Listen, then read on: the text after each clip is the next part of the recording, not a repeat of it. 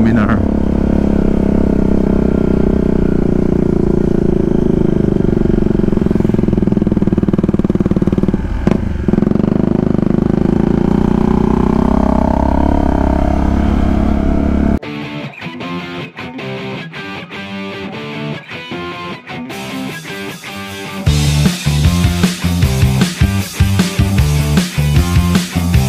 Talaga pala.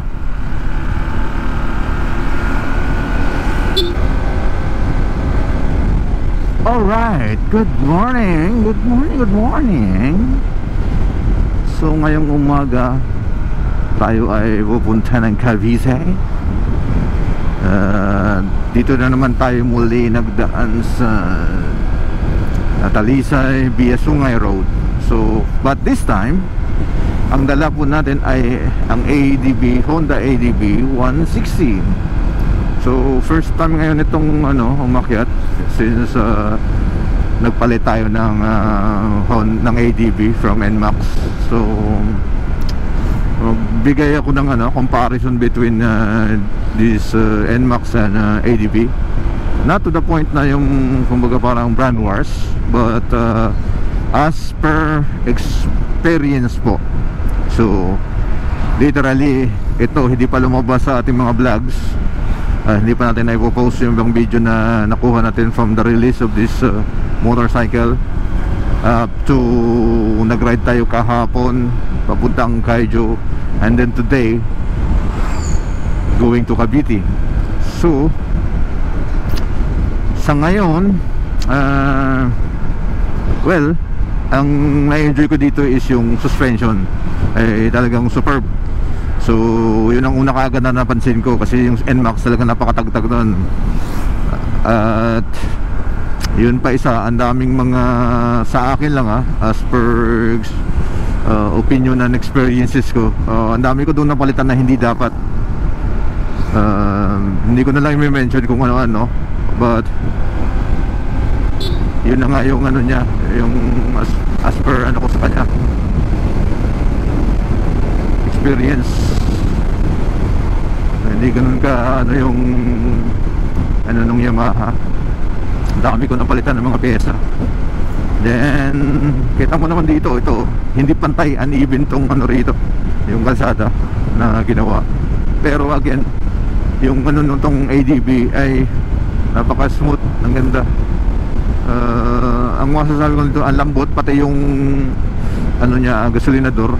So yung throttle niya pala ay napakalambot. Sa NMAX kasi ramdam mo talaga bawat piga. So literally kung i-compare mo siya per as parang kumbaga sa sa sasakyan, is talagang parang Toyota yung yung Yamaha.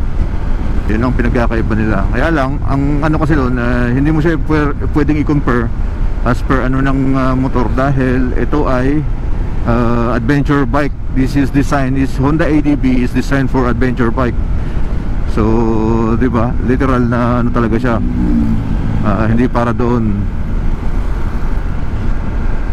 And then yung NMAX naman is designed as for sport cruise control. So yun ang pinagkaiba nila.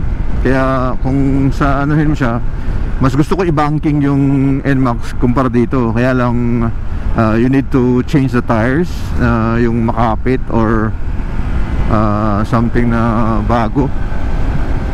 Kasi ito ay iba ang tires kasi nito dual sport. Meaning to say, magkaiba to ng ng saan dapat gagamitin yung mga tires. So yun lang yung pagkakaiba niya. And then at the same time, kung speed naman pag-usapan, oo, maliksi talaga gumalaw yung NMAX. Kasi pag piga mo nga is, kung yung piga mo, ganun din yung niya, yung response. So very responsive yung nung throttle nung nung NMAX. Although na itong Yamaha ay yung itong Honda ADB ay iba siya. So di ba? Kaya lang kung sa bilis din naman, I think depende sa driver. That's how sa akin lang Kasi nasa driver naman yan eh. Kumbaga kung isipin mo, it's how big your balls is, kung gaano kalaki ang bayag mo sa ano pag mamaneho. Kasi ganun ang labanan sa ano eh, sa kalsada ng Pilipinas eh. So explicit man kung sasabihin, or very offensive man sa ibang tao yung words na binitawan natin, but I think that's the truth and reality dito sa Pilipinas. Kasi kung magtatabang-tabangan ka lang, kung wala kang bayag, and then wag mo nang subukan. Better not do it, man, if you don't have the balls. Ganun lang kasimple ang buhay. Ngayon, eto ngayon mga testing to. Sa nakikita ko about fuel consumption, super tipid talaga itong ano, ADB. Masasabi ko, parang yung piniga mo na sobra, ibabalik niya. Yun ang ano ko, pakiramdam. Kasi I'm a Honda user since a car. Anyway, sakyan naman yun. So nakadalawang ano na ako, Honda FD 2006 na 2010. So yun, talagang iba ang ano. But anyway, nandito naman tayo sa motor. So ito ay pangalawang motor ko na rin. First yung Honda Click, and then now yung ADB 160 natin. Ang reason kung bakit tayo nagpapalit nitong Honda ADB is yung comfortability. Talagang yung comfort nito hindi kaya dong ibigay dun sa Yamaha. Kahit na magpalit ka pa ng ano, suspension, or kung anong shocks mo yung ipapalit mo. Kasi ba't ka ba magpapalit, di ba?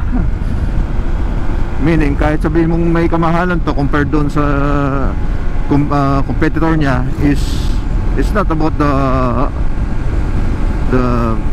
pagpalit ng ano, ng mga pyesa-pyesa kumbaga. But kung ako yung taong hindi ako mahilig magpapalit-palit na kung ano-ano eh.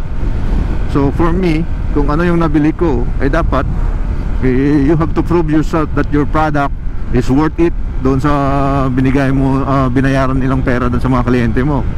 Kasi hindi din naman biro din yung ano, hindi naman hiningi yung pera na yan. At yung pera ay napakalaki. Diba? Kumbaga, ang ano ko lang is yung quality.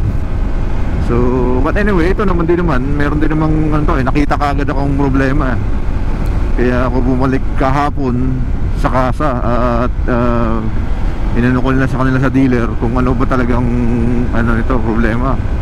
So tingin ko dapat ito yung tinitingnan din ng Honda Philippines, kasi ang sabi ng dealer na itong mga Honda scooter na 160 ang ano ay gawa ng Thailand, or I don't know kung tama, totoo ba yun. But syempre dadaan kasi sa quality check to eh. So kung dadaan lahat sa quality check, ang masasabi ko ay, di ba, dapat may thorough ano ka, inspection regarding sa ano, sa mga sasakyan. So ito, dala natin. So napaka smooth kasi talaga siya. Smooth nung ano, takbo, suspension, talagang comfortability. Kaya lang ang ano dito is masyadong malapit yung kamay ko, yung katawan ko dito sa handlebar. Siguro dahil magkaiba yung dating motor ko. Anyway, ang hanap naman natin ay comfortability. Kaya ito ang kinuha natin. Kasi about comfort, so maganda naman for comfort. Ang lakas ng preno nito eh. So ngayon naman, nandito na tayo ngayon sa ano, sa Sungay, packet ng Sungay. So malalaman natin ngayon itong ano niya, yung kanyang power or torque sa pag-akyat. Kaya ba niyang ano, kasi nung nag-ano kami ni Riley, akit kami rito, naka-ADB siya. Ito yung NMAX yung gamit ko. Tinitingnan ko siya, nasa likuran lang. Hindi siya masyadong nakakadikit sa takbuhan namin dito sa Sungay. Mga aso. Baka makarnin norte kayo dito, boy. So we'll see. Kasi ang lambot eh, parang hindi ko ramdam ang kanyang ano, nakaka-50 naman. Ay lang, yun nga, medyo hirap nga ako kasi nasa 6,000 RPM siya at 50. So we'll see dito sa mga ano, siku-siku rito sa Sungay. Anyway, hindi naman kasi habol natin dito ay yung speed talaga na mabilis, kasi kung speed na ba, parang sa akin lang is nagsawa na ako sa ano, scooter na mabilis. Ayun, kung gusto kong magmabilis, ayun, medyo hirap nga siya, lalo na yung ganong sa Siko, nasa 30 lang at 6,000 RPM. So para sa akin parang hirap yung makina. Anyway, ang atin lang naman eh magamit natin ng maayos at maano natin yung hinahanap natin, which is yung comfortability nga. Comfort yung hanap natin dito. Kasi dito pansin mo, ito pangit talaga to, pero yung bounce dito sa ano, sa ADB ganda, lambot nung ano, yung pagkaka-bounce niya, yung rebound ng mga shocks. Hindi katulad nung NMAX. Grabe, akala mo parang iba naman talaga din eh, kasi ito naman ay made of adventure. Yung design nila magkakaiba. So yun lang, as per comparison, as per experience, hindi ko mo pwedeng sabihin na i-compare ko to sa ano, sa Aerox or sa PCX. Wala na, hindi mo na ako nagkaroon ng ganun. Parang si Antonio yun kilala ko yung sakyan niya, yung Maserati, yung may-ari ng Pacific building sa Makati. Tsaka yung ano, mga Batulaw, may nagsunog ng rubber amoy ano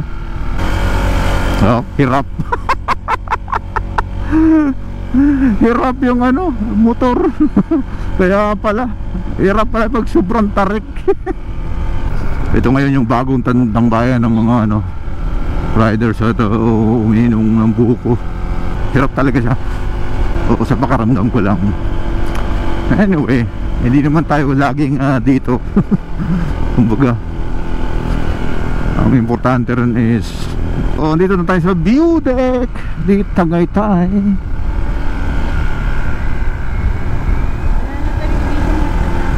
Wala na, paano magtatambay dyan yung basura dyan tinatapon, kaya ganun ang mangyayari. Diba? Private property yan, tapos ngayon daalaw sila dati dyan na magtambay, kaya lang yung basura doon tinatapon sa ano, sa baba ng property. Natural magagalit yung may-ari, di sitarado, wala na nagtatambay. Ganun na naman kasimple yun Kung abusive ka doon sa mga ginagalawan mo, ganun mangyayari. Iba yung talbog nito Tapos yun pa, ang nakikita ko palang pagkakaiba nito is yung busina, which is ito yung Honda Honda ano bang tawag na? Parang ano lang, marka ng Honda What? Bro, what are you talking about, man? Diba, sinemento ng gobyerno para parkingan. So just like that, nandito na tayo sa Tagaytay at kakalagpas lang natin ng arko, ng tuwas arko ng ano, Talisay at Tagaytay Road, Dominar.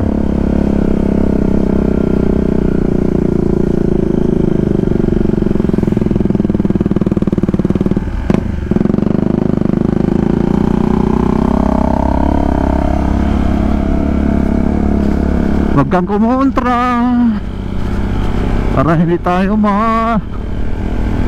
wala na, ang Dominar nawala na.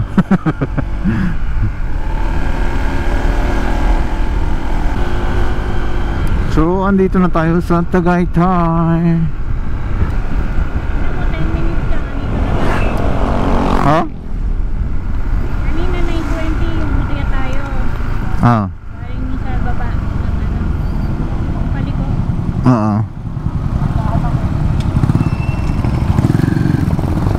Linggo pa naman ngayon.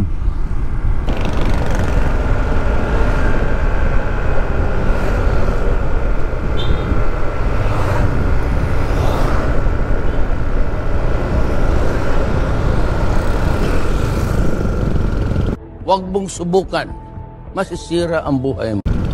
Nako kuya. Mamamatay ka. Wala na sinasabing wag mong subukan.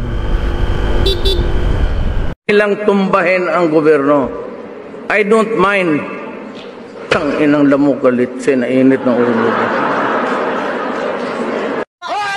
Isa ka pa, hindi ka marunong mag-signal light. Punyeta ka. Yun. Medyo malayo-layo pa to. Kaya malamang sa malamang makukonsume ang aking mga battery. At dalawa lang ang dala ko. Kaya kailangan mag-tiperitits. So dito na natin tatapusin yung ating vlog dito sa bypass sa puntang puntang Silang o I don't know. Anyway, so dito na natin tatapusin ang ating video o ating vlog for today. And we would like to thank our sponsors.